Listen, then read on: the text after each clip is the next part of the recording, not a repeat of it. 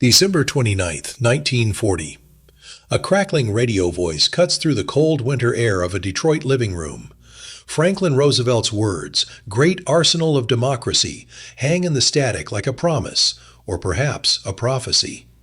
23-year-old Dorothy Miller sits by the Philco radio, her hands still smelling of the lamb stew she prepared for dinner. And she cannot yet know that these words will transform her from a housewife into a soldier of steel and sweat. That her hands, soft hands that have known only fabric, dishes, and the smooth skin of her infant daughter, will soon learn the brutal poetry of the rivet gun. Outside her window, Detroit sleeps under a blanket of December snow. But beneath that silence, something immense is stirring. The assembly lines that have spent decades perfecting the curve of a Chevrolet Fender are about to be retooled for the angular geometry of Sherman tank hulls. The Rouge River plant, where her husband James works, will soon echo not with the familiar rhythm of passenger car production, but with the thunderous percussion of war machinery taking shape. Dorothy does not know this yet. She sips her coffee, real coffee, still abundant in these final months before rationing, and thinks about the grocery list for tomorrow, about whether little Margaret will finally sleep through the night, about anything except the fact that history has just knocked on America's door with Roosevelt's radio address, and that door is about to swing wide open. The transformation Roosevelt envisioned that winter night was not merely industrial, it was cellular, atomic, a complete restructuring of American society at every level. The United States of December 1940 was a nation still bearing the psychological scars of the Great Depression, where unemployment had been the specter haunting every dinner table, where the idea of abundance seemed like a cruel joke whispered by the wealthy. Factory floors that had stood silent for years, gathering dust and despair, were suddenly sites of frantic activity. In Detroit, Pittsburgh, Cleveland, Los Angeles, and dozens of smaller cities whose names would become synonymous with wartime production, engineers spread blueprints across tables still sticky with the residue of peacetime manufacturing. The Willow Run plant outside Detroit, built by Ford specifically for bomber production, would eventually stretch for more than a mile, 1.2 kilometers of assembly line that would produce one B-24 Liberator bomber every 63 minutes at peak production. The numbers were staggering, almost incomprehensible.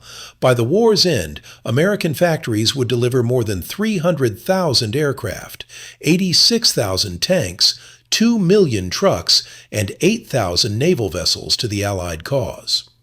But these statistics, impressive as monuments, obscure the human architecture that made them possible. Every rivet driven, every weld completed, every bolt tightened represented a human decision, a physical act, a moment when an individual American chose to become part of something larger than themselves. And increasingly, shockingly, these individuals were women. The Rosie the Riveter phenomenon, later sanitized in posters and propaganda, reduced to an icon with a polka dot bandana and a flexed bicep, was in reality a profound social earthquake whose tremors would continue long after the guns fell silent.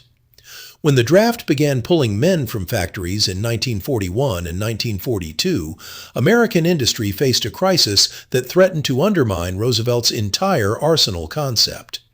The solution, arrived at with desperate pragmatism rather than progressive ideology, was to recruit women into industrial jobs that had been considered not merely male-dominated, but actually impossible for female workers. The propaganda machine moved quickly. Posters appeared showing attractive women in work clothes, their femininity carefully preserved even as they performed traditionally masculine labor. "We can do it," proclaimed the most famous poster, featuring a woman whose rouge and lipstick signaled that defense work need not compromise feminine identity. The message was carefully calibrated. Women would be needed only temporarily, only for the duration, only until the boys came home. This was patriotic service, not permanent social change. Dorothy Miller saw these posters in the spring of 1942, when Margaret was 18 months old and James had been drafted into the Army. The Willow Run plant was hiring, offering wages that seemed impossible, 90 cents an hour, nearly double what she might earn in traditional women's work. The money mattered, desperately so, but something else drew her to that employment office on a bright May morning when the lilacs were blooming and the air still held the sweetness of a world not yet fully at war. She filled out forms at a folding table, surrounded by women who wore the same expression of determination mixed with trepidation. The woman next to her, an older lady named Ruth Patterson, whose son was already serving in the Pacific, kept smoothing her skirt with nervous hands. Across the room, a young black woman named Evelyn Porter stood with her chin raised, her application form held carefully in hands that had picked cotton in Alabama before the Great Migration brought her family north. The war was creating strange bedfellows, breaking down barriers that had seemed as permanent as the factories themselves. The physical reality of aircraft manufacturing was nothing like the sanitized posters suggested.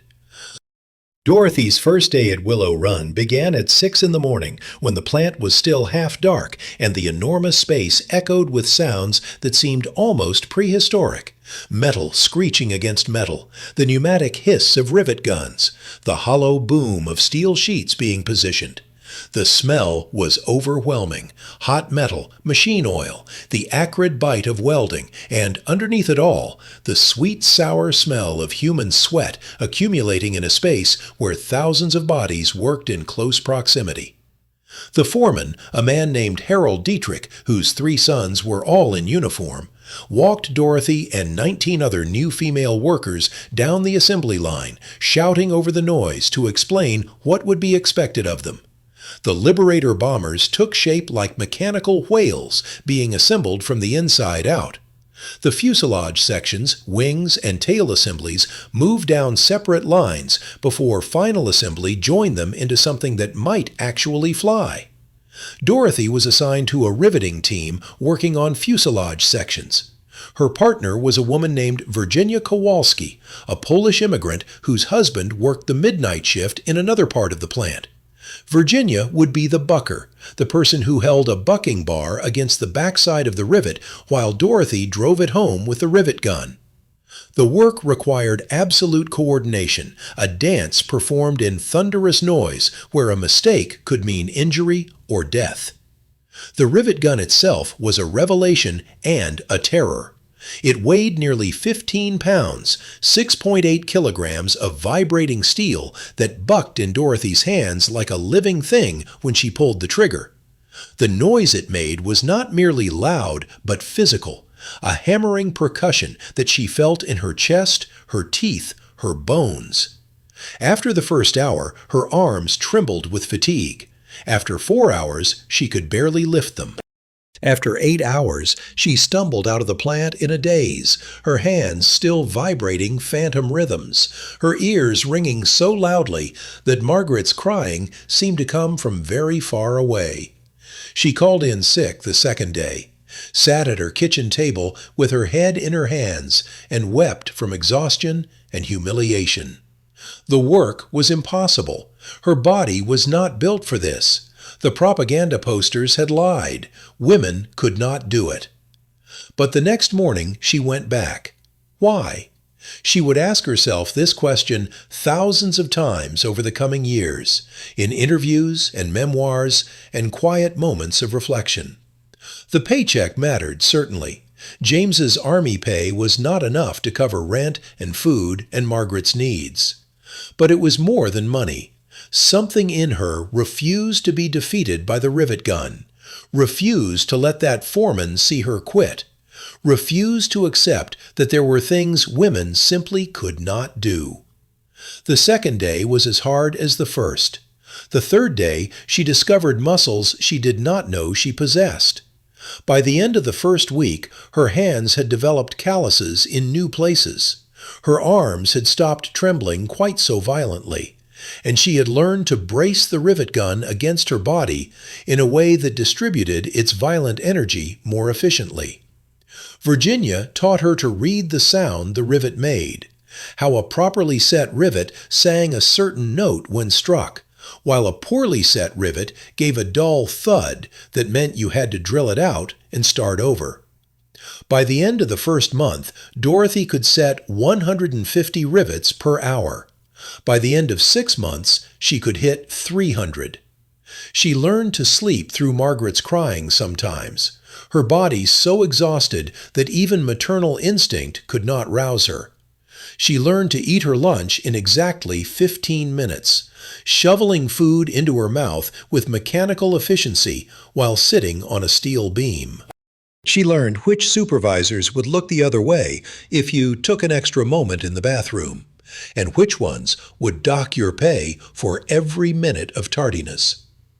The statistics of this transformation were staggering, but they reveal only the skeleton of what occurred, not the flesh and blood. By 1943, women constituted more than 30% of the aircraft industry workforce. At plants like Willow Run, that number approached 50%. These were not women taking traditionally female jobs. They were women operating lathes, driving forklifts, reading blueprints, managing teams, doing welding, sheet metal work, and riveting that required strength, precision, and technical knowledge. The social geography of the factory floor created strange intimacies. Women who would never have spoken to each other in peacetime Detroit, white and black, immigrant and native-born, wealthy and poor, educated and unschooled, found themselves working side by side, their shared exhaustion and shared purpose creating bonds that crossed the boundaries peacetime society had erected. Evelyn Porter, the young black woman Dorothy had noticed on her first day, worked 2 stations down from Dorothy by the fall of 1942. During breaks, they would sit on overturned crates and share stories about their children, their fears, their dreams of what might come after the war. These conversations were revolutionary in ways neither woman fully understood. The factory was creating a new social order where competence mattered more than color, where the ability to set rivets correctly trumped questions of gender or background. This did not mean discrimination disappeared. Black workers still faced restricted housing, limited opportunities for advancement, and the constant weight of others' low expectations. But on the line, when the rivet gun was roaring and the work had to get done, Evelyn's rivets were as good as anyone's, and that fact could not be explained away or ignored. The double shift became Dorothy's reality, and the reality of millions of women across America. The factory shift ended at 3 in the afternoon. She would stumble out into daylight that seemed too bright, too peaceful, her ears still ringing and her hands still trembling. The bus ride home took 40 minutes, during which she would try to transform herself from factory worker back into mother, wife, woman.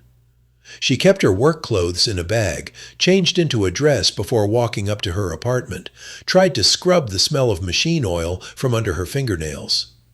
Margaret was usually with Mrs. Kowalski, Virginia's mother-in-law, who watched several factory workers' children for a small fee. The old woman spoke broken English, but understood children in a way that transcended language. She would hand Margaret over without comment, accepting Dorothy's payment and the exhaustion she saw in the younger woman's eyes. Then the second shift began. Dinner to prepare, laundry to wash, dishes to clean, Margaret to feed and bathe and put to bed. The ration books had to be managed carefully. So many points for meat, for sugar, for coffee. The Victory Garden in the shared backyard needed tending. Letters to James had to be written, carefully cheerful, carefully edited of any complaint or weakness that might burden a man who had his own battles to fight. Dorothy would collapse into bed around 11 at night, sleep dreamlessly until 5:30 the next morning, then rise and begin again. Sunday was her only day off, which she spent catching up on all the tasks she could not manage during the week. There was no time for leisure, no time for herself, no time for anything except survival and the relentless forward momentum of war production. The propaganda posters showed smiling women, their lipstick perfect, their hair carefully curled beneath fashionable kerchiefs. The reality was women whose hands bled from rivets that had misfired, whose hearing was permanently damaged by months of exposure to industrial noise, who lost fingers in presses and lathes, who developed respiratory problems from breathing metal dust and welding fumes, who died in factory accidents that rarely made the newspapers because they were classified as defense-related and therefore subject to wartime censorship. But the work continued, and the bombers rolled off the line at Willow Run with metronomic regularity, one every 63 minutes, each one a monument to the thousands of rivets driven by women like Dorothy, Virginia, and Evelyn, each one destined for the skies over Germany or Japan, carrying within its aluminum skin the sweat and sacrifice of people who would never see combat, but who were warriors nonetheless.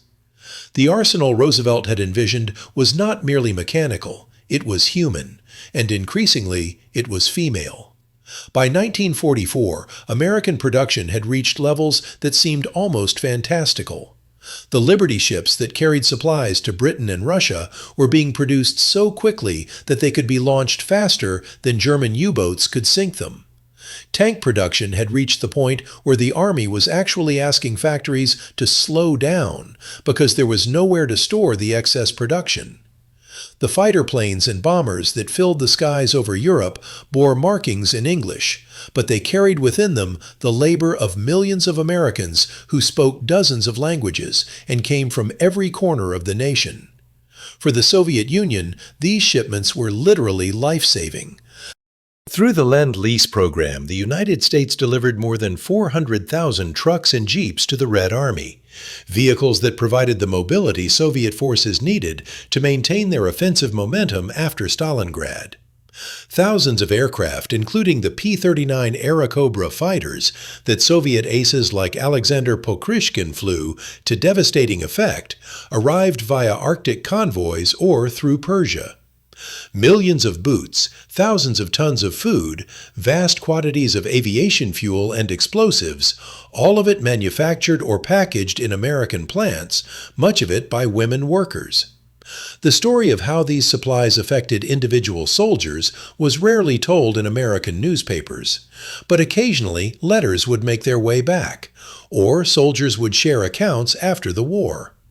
One such story involved a Soviet tank commander named Ivan Dmitrievich Kolesnikov, whose KV-1 heavy tank was destroyed in the brutal fighting outside Kharkov in the spring of 1943. Kolesnikov was pulled from the burning wreck with severe burns and a shattered leg, triaged in a field hospital where Soviet doctors, overwhelmed by casualties and lacking basic supplies, told him he would have to wait. The infection would kill him before they could operate. This was simply the mathematics of war. But by some chance or fate, Kolesnikov was transferred to a hospital that had just received a shipment of American medical supplies through Lend-Lease: sulfa drugs, plasma, morphine, surgical instruments.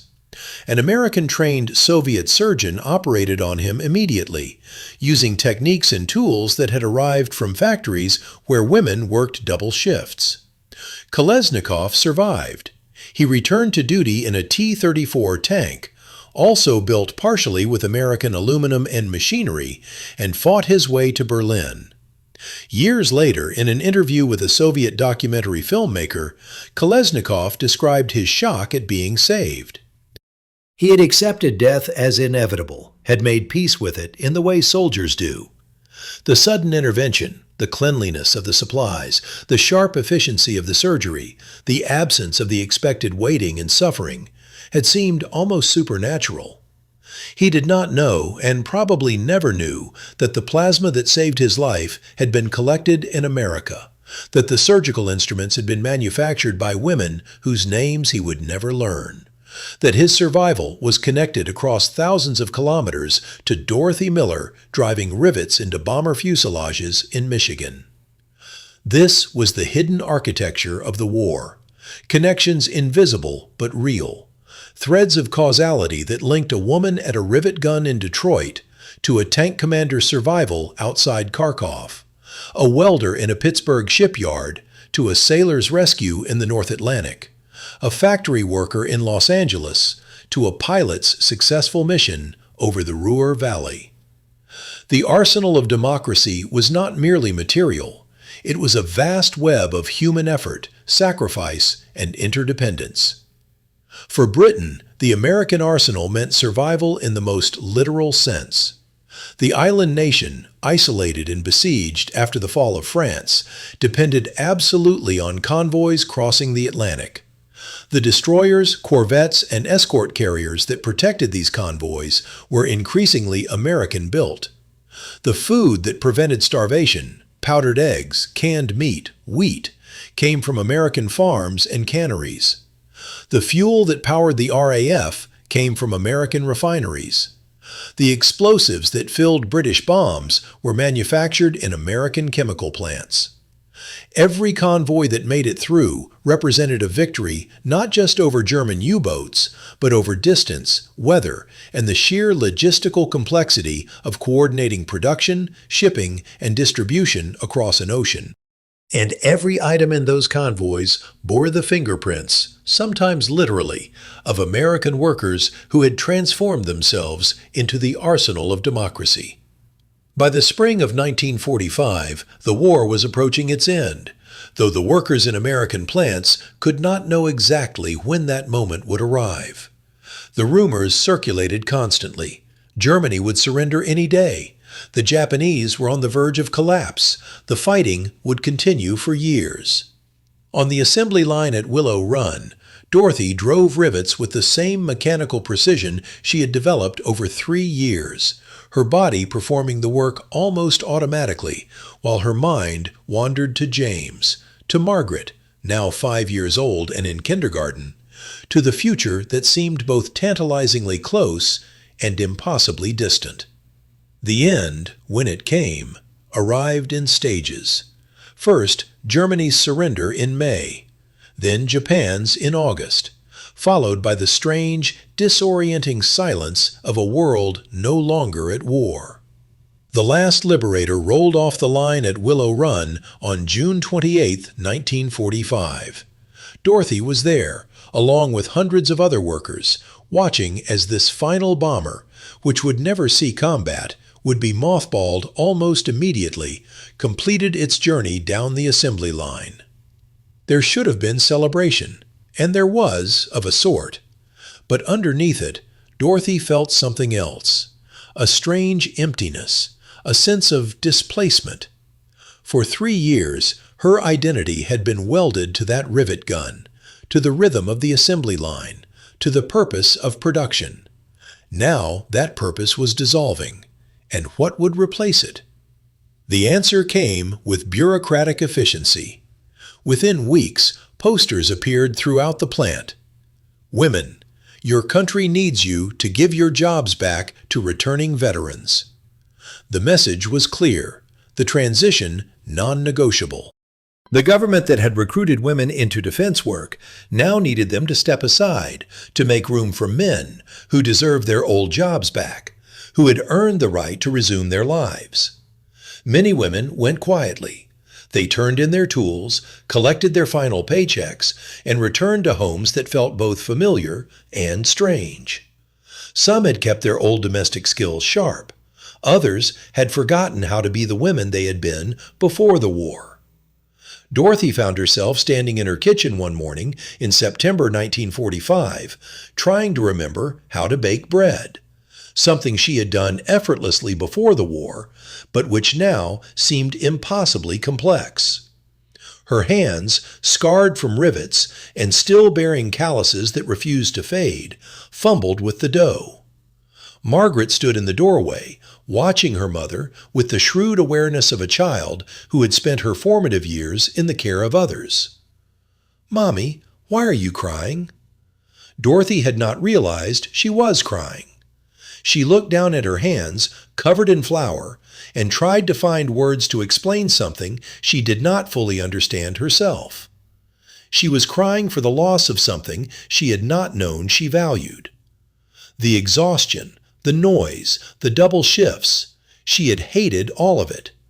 But she had also been good at it. She had been necessary. Her work had mattered in a way that felt absolute and undeniable. Now she was back in her kitchen, and bread making felt like exile. Not all women accepted this transition passively. Some fought to keep their jobs, arguing that seniority and skill should matter more than gender. Black women, who had faced double discrimination throughout the war years, found themselves pushed out even faster than their white counterparts, relegated to domestic service or lower-paying jobs that somehow were suddenly appropriate for female workers.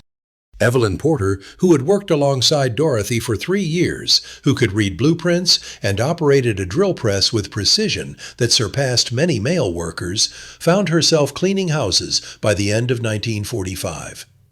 The two women met for coffee one afternoon in November, their first social meeting outside the factory context.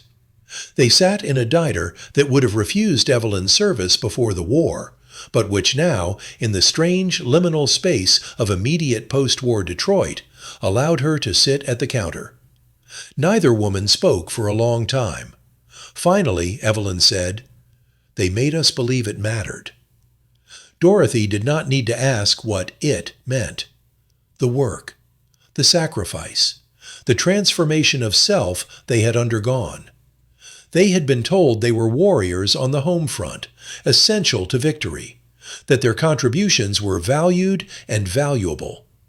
And it had been true, but only temporarily, only for the duration, only until the men came home and the old order could be restored. It did matter, Dorothy said finally. The war was won. Yes, Evelyn agreed, but what did we win? The question hung between them, unanswerable and profound. They had won the war, but what had they won for themselves? The right to return to lives that now felt too small, to identities that had been stretched and could not easily contract. The experience of competence, of purpose, of camaraderie, and then the requirement to pretend that experience had changed nothing? The long-term consequences of the Rosie the Riveter phenomenon were complex and contradictory. On one hand, the immediate post-war years saw a conservative retrenchment that pushed women back into domestic roles with ideological ferocity. The nuclear family, the suburban home, the full-time homemaker, these became the ideal, promoted through every medium and enforced through social pressure. Women who had operated lathes and read blueprints were now expected to find fulfillment in new appliances and child-rearing. But the experience could not be erased. The women who had worked in defense plants knew something that could not be unknowed. They were capable of far more than society had told them. They had driven rivets, operated machinery, managed teams, earned their own money, made decisions, survived exhaustion, proved their competence in domains previously considered exclusively male. This knowledge was a seed that would germinate slowly, but it was planted deep. By the 1960s, when Dorothy's daughter Margaret was an adult, the women's liberation movement would emerge with demands that echoed the wartime experience: equal pay, equal opportunity, recognition of women's capabilities beyond traditional roles. Many of the movement's leaders were women who had been too young to work in wartime factories, but whose mothers had, and who had absorbed the contradiction between what they had seen their mothers do and what society said women could do. Dorothy herself never became an activist. She did not march or protest or write manifestos. She returned to domestic life, raised Margaret, welcomed James home from the war, though the man who returned was different from the man who had left, haunted and distant in ways she could not fully reach. She baked bread and kept house and tried to fit herself back into the shape she had occupied before 1942. But sometimes, late at night when she could not sleep, she would look at her hands, older now, the calluses long faded, and remember the weight of the rivet gun, the percussion of metal on metal, the satisfaction of a rivet properly driven. She would remember Virginia Kowalski's laugh during lunch breaks, Evelyn Porter's quiet competence, the moment when a completed bomber section rolled past her station and she knew, with absolute certainty, that her rivets would hold, that somewhere in the sky over Europe or the Pacific, a crew would fly home because the seams had not failed. These memories were her private museum, and she guarded them carefully. The arsenal of democracy, in the end, was built not of steel, but of human transformation. The tanks, bombers, ships, and trucks that poured out of American factories between 1940 and 1945 were material manifestations of something less tangible but more powerful. Millions of Americans who chose to become more than they thought they could be, who endured hardship for a purpose larger than themselves, who sacrificed comfort and safety and sometimes life itself in the service of a cause they believed was just. For Soviet soldiers like Ivan Kolesnikov, who owed their survival to American plasma and sulfa drugs, the arsenal appeared as a gift from an almost mythological land of abundance. For British citizens who depended on American convoys for their daily bread, it was a lifeline across dangerous waters. For the enslaved peoples of Europe and Asia, it was the material foundation of liberation, the weaponry that made Allied victory possible. But for Dorothy Miller and the millions of women who became Rosie the Riveters, the arsenal was something more personal and more profound. It was a crucible in which they discovered capabilities they had not known they possessed, a forge in which new identities were hammered into shape, a space where the boundaries of the possible expanded even as society tried desperately to contract them again. The rivets they drove held more than bomber fuselages together. They held open a door that society tried to close after the war, a door that subsequent generations of women would push wider. Every woman who attended college in the 1960s, every woman who entered a profession previously closed to her, every woman who insisted on equal pay and equal treatment, they walked through a door that had been opened, even if only briefly, by the women who had worked the double shift during the war years. On December 29, 1940, when Franklin Roosevelt spoke of an arsenal of democracy, he envisioned factories and production lines. He could not have imagined Dorothy Miller, who sat in her living room that night and heard those words without understanding how completely they would transform her. He could not have foreseen that the arsenal's most important product would not be the tanks and planes themselves, but the human beings who made them, who, in the process of making them, became something different, something more, something that could not easily be unmade when the war ended. The last time Dorothy visited Willow Run was in 1978, when General Motors announced the plant would close. She drove out on a gray November afternoon, parked in the visitor's lot, and walked around the perimeter of the massive building. It looked smaller than she remembered, more ordinary. It was hard to believe that this space had once been the center of her universe, that these walls had enclosed the most intense and purposeful years of her life. An elderly security guard approached, asked if he could help her. She almost turned away, embarrassed to be caught trespassing on memory. But something made her say, "I worked here, during the war." Riveting. The guard's face changed, softened.